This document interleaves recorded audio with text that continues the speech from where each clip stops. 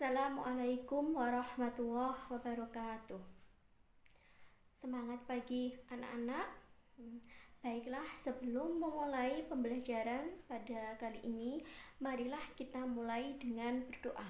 Berdoa mulai.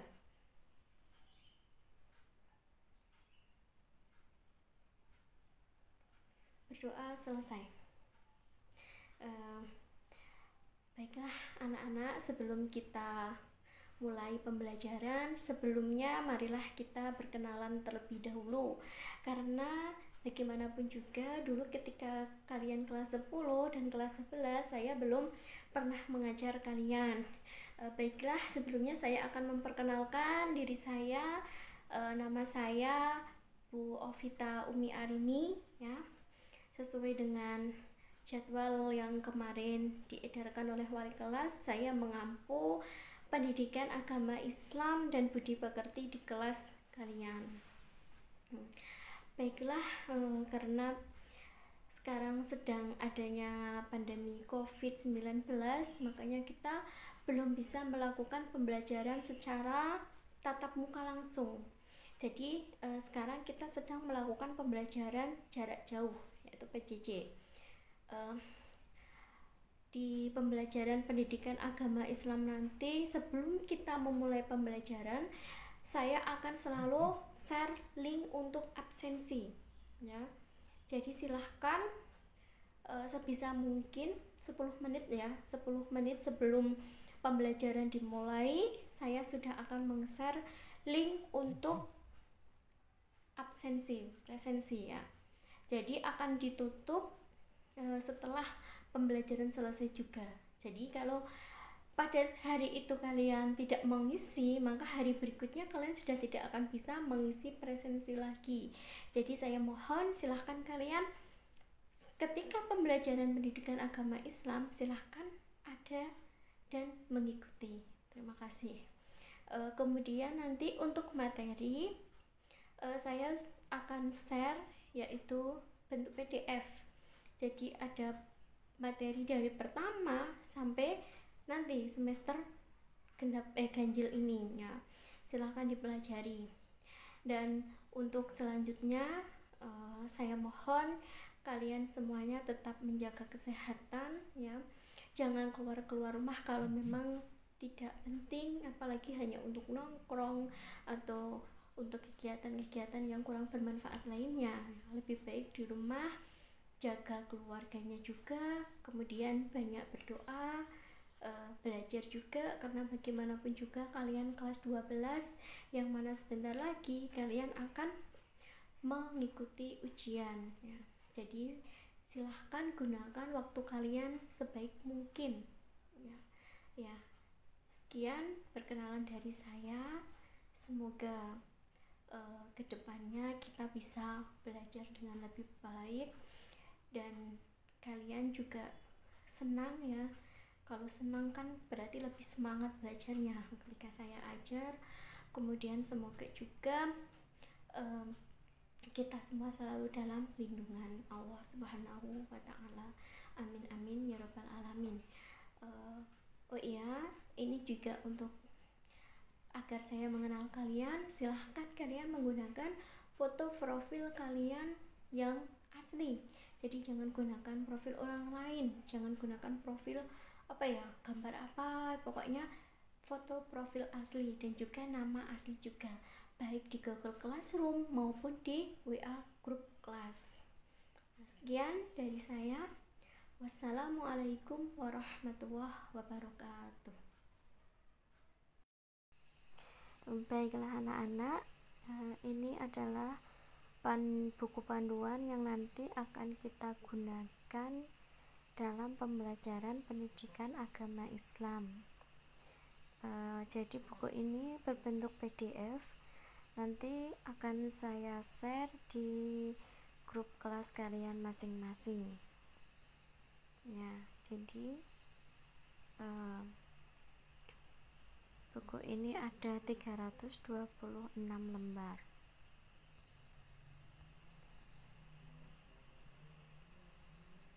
Ini, ya.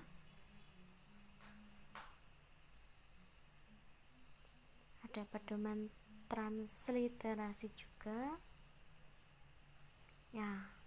Jadi di semester ganjil nanti kita akan di bab pertama kita akan mempelajari tentang berpikir kritis dan demokrasi. Itu ada di bab pertama. Jadi di situ ada tentang membaca, kemudian tajwid, hukum bacaan, lalu mengartikan perkata, kemudian menerjemahkan ayat, memahami asbabun nuzul, menelaah tafsir Quran ya, kemudian menghafal, ada pelajaran menghafal juga, lalu menerapkan prinsip berpikir kritis dan berdemokrasi secara Islam, dan ada manfaat dari berpikir kritis dan berdemokrasi. Kemudian di penilaian nanti ada penilaian sikap, pengetahuan, dan keterampilan. Kemudian di bab 2 kalian nanti akan mempelajari tentang kehidupan manusia di hari kiamat ya. Jadi ada fungsi iman kepada hari akhir, macam-macam kiamat, dalil nakli tentang kiamat, tanda-tanda terjadinya kiamat, kemudian beberapa peristiwa yang terjadi di hari kiamat, dan perilaku cerminan iman kepada hari akhir ya. Jadi setiap bab pasti ada penilaian sikap, pengetahuan, dan keterampilan.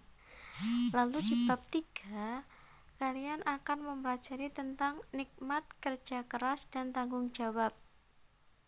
Ada pandangan Islam tentang kerja keras, ajaran Islam tentang kerja keras, kemudian cara membiasakan diri berperilaku kerja keras, hikmah kerja keras, Islam dan tanggung jawab, makna tanggung jawab, bentuk tanggung jawab, dan ada hikmah tanggung jawab. Kemudian di bab 4 kalian akan mempelajari tentang pernikahan dalam Islam. Nah, ini ada 12 subbab ya, ada makna nikah dalam Islam, hukum nikah, tujuan nikah, rukun dan syarat nikah, muhrim, wali nikah, kewajiban dan hak suami istri, hikmah pernikahan, kemudian ada talak, iddah, rujuk, dan perkawinan menurut undang-undang. Dan pasti ada penilaian sikap, penilaian pengetahuan, dan penilaian keterampilan. Dan di bab terakhir atau dari semester ganjil bab 5 itu ada dakwah Islam dengan kearifan dan kedamaian di Nusantara ya. Jadi ada masuknya Islam di Nusantara, kemudian strategi dakwah Islam di Nusantara, lalu perkembangan Islam di Nusantara, peran lembaga dan tokoh dalam membangun Nusantara, dan hikmah perkembangan Islam di Nusantara. Dan pastinya juga ada penilaian sikap, pengetahuan, keterampilan, dan penilaian akhir semester ya, atau PAS ya. Jadi itulah 5 bab yang nanti akan kita pelajari di semester ganjil ini. Baik, di pertemuan yang pertama ini saya juga akan menyampaikan bahwa kriteria ketuntasan minimum kita atau KKM kita adalah 70, tapi kita akan dibilang tuntas ketika nilai kita mencapai 75 ya. Jadi usahakan kalian belajar dengan sungguh-sungguh agar bisa mendapatkan nilai minimal 76 lah ya. Apalagi adalah pendidikan agama Islam yang sudah dari kecil kita pelajari, dan insya Allah mudah ya. Lalu kemudian tadi sudah saya sampaikan bahwa setiap kali memulai pembelajaran saya akan meng-share link presensi ya, dan itu bisa diakses sampai pembelajaran selesai. Jadi mohon ikuti pembelajaran dari awal sampai akhir dengan baik ya. Kemudian ini saya akan masuk di bab pertama ya, ada berpikir kritis dan berdemokrasi. Baik, ini ada yang pertama adalah arti kata dan tajwid. Jadi nanti kita mungkin akan sedikit mengulang tentang tajwid, walaupun di kelas 10 dan 11 ada, tapi kita akan sedikit mengingat kembali ya pelajaran yang sudah lampau. Kemudian isi kandungan, jadi isi kandungan dari Quran surat ya yang tentang berpikir kritis dan berdemokrasi.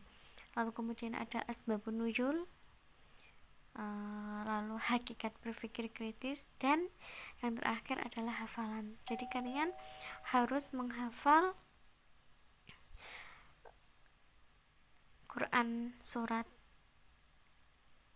tentang ini ya, berpikir kritis dan berdemokrasi. Baik, sebelumnya kita lihat dulu ya tadabbur ya. Memaknai kritik di alam demokrasi. Baik, setiap orang itu berhak memberi penilaian dan kritik terhadap seseorang. Kritik boleh ditujukan kepada siapa saja. Orang boleh mengkritik kebijakan yang tidak sesuai dengan asas kemaslahatan, baik itu kritik ke presiden, wakil presiden, menteri, gubernur, bupati, kepala sekolah, dan guru. Namun, kritik hendaknya disampaikan dengan cara-cara yang beradab, bukan menghakimi pribadi seseorang, apalagi sampai menyinggung sisi-sisi kemanusiaannya. Hanya saja ada pula orang yang terlebih dulu bersikap a priori, berpikir negatif dan berpendapat bahwa kritik adalah bentuk ekspresi kebencian. Kritik itu lahir sebagai bahan evaluasi. Kritik lahir sebagai apresiasi dengan analisis yang logis dan argumentatif untuk menafsirkan sesuatu.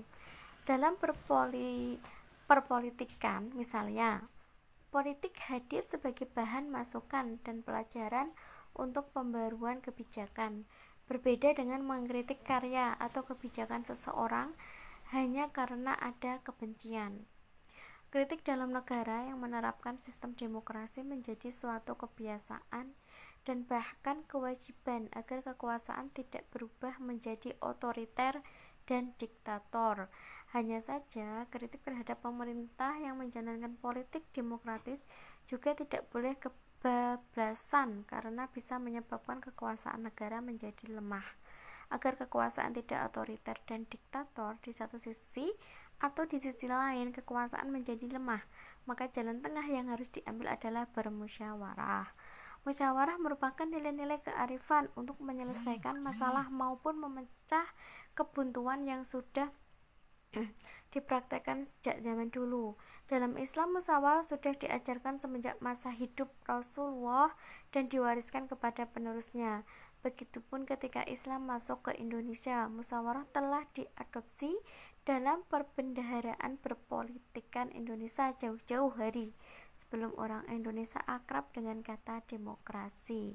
Hal itu tampak dalam potongan kalimat permusyawaratan dan perwakilan yang berada pada sila keempat Pancasila.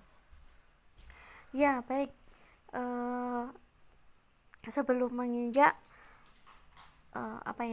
inti ya atau materi pokok dalam bab berpikir kritis ini, marilah ini ada petunjuk. Amati gambar berikut, kemudian jelaskan makna yang tersirat dalam gambar tersebutnya. Itu ada gambar 1.1, 1.2, 1.3, 1.4 dan 1.5. Jadi silahkan kalian mengamati gambar berikut ini ya. Kemudian jelaskan makna yang tersirat. Jadi makna apa yang tersirat dalam gambar tersebut? Makna apa yang bisa kalian tangkap dari gambar tersebut? Ini adalah tugas kalian pada pertemuan kali ini.